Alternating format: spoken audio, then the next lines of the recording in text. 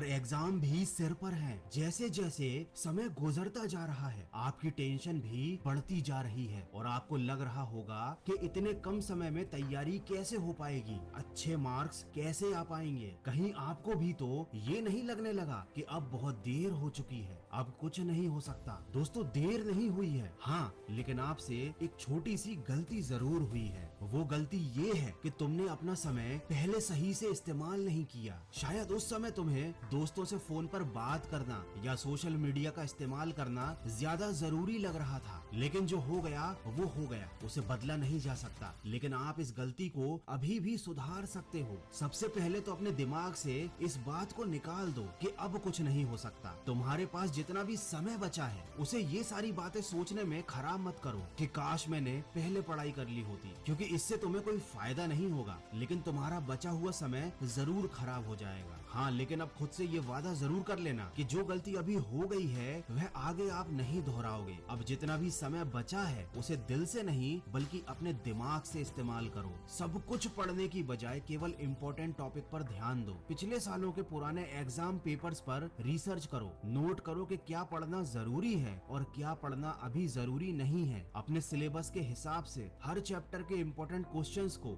याद करना या सॉल्व करना शुरू कर दो। अपने किसी दोस्त को देखकर अपने टारगेट सेट मत करो। इस बात पर ध्यान मत दो कि किसने कितनी पढ़ाई कर ली है। आपको बस एक बात क्लियर होनी चाहिए कि आपको कितना पढ़ना था और आपने कितना पढ़ लिया, क्योंकि अब समय कम बचा है और आपको लगातार पढ़ना पड़ रहा है। तो हो सकता है आपको पढ़ाई करते समय नींद आने लगे, तो 5 मिनट के लिए घर की छत पर टहलने के लिए चले जाना। और इस बात का विशेष ध्यान रखना कि साथ में अपनी किताब जरूर ले जाना और अपने मोबाइल को कमरे में ही छोड़ देना। छत पर खुली हवा में अपनी पढ़ाई को जारी रखना। आपकी नींद भी भाग जाएगी और आपको बहुत अच्छा महसूस होगा। अगर इसी दौरान आपको कोई टॉपिक समझ में नहीं आ रहा है तो उस पर समय खराब बिल्कुल मत करना। उस टॉपिक को एक जगह पर नोट कर लो और अपनी पढ़ाई खत्म होने के बाद उस टॉपिक को समझने के लिए इंटरनेट की हेल्प लो या अपने किसी बड़े भाई बहन या दोस्त से पूछ लो। लेकिन उस टॉपिक के बारे में सोच कर अपना टाइम बिल्कुल खराब मत करना, क्योंकि आपके पास टाइम बहुत लिमिटेड है। देखो, जैसे मोबाइल में गेम खेलते समय जब तक आपका मिशन कंप्लीट नहीं हो जाता, आप किसी से न बात करते हो, न किसी की बात पर ध्यान देते हो, न ही मोबाइल से नजरें हटाते हो। ठीक वैसे ही जब तक आपकी पढ़ाई कंप्लीट ना हो जाए, आपको अपनी किताबों से ध्यान नहीं हटाना है, फिजूल की बातें नहीं करनी है और न ही फालतू में मोबाइल चलाना है। याद रखो, लाखों में एक बंदा IAS बनता है, हजारों में एक बंदा अच्छी बॉडी बना पाता है, क्योंकि यह लोग दर्द सहते हैं, तकलीफ सहते हैं, लेकिन इनका फोकस अपने लक्ष्य से नहीं हटता। इनका ध्यान केवल अपने आने वाले रिजल्ट पर होता है। तुम्हारा ध्यान भी अपने रिजल्ट पर होना चाहिए। याद रखो, कितनी तकदीरें बदलनी है तुम्हें, कितनों को रास्ते पर लाना है। अपने हाथों की लकीरों को मत देखो, तुम्हें इनसे भी आगे जाना है। तो बिल्कुल अपना समय खराब मत कीजिए, अभी से पढ़ाई में लग जाइए और ऐसा रिजल्ट लेकर आइए कि सब हैरान रह जाएं। आज के वीडियो में बस इतना ही। मैं मिलूंगा आपसे अगले वीडियो में जो आपके जीवन में सकारात्मक ऊर्जा को भर दे और आपको दिखाए एक सही दिशा। सुनते रहिए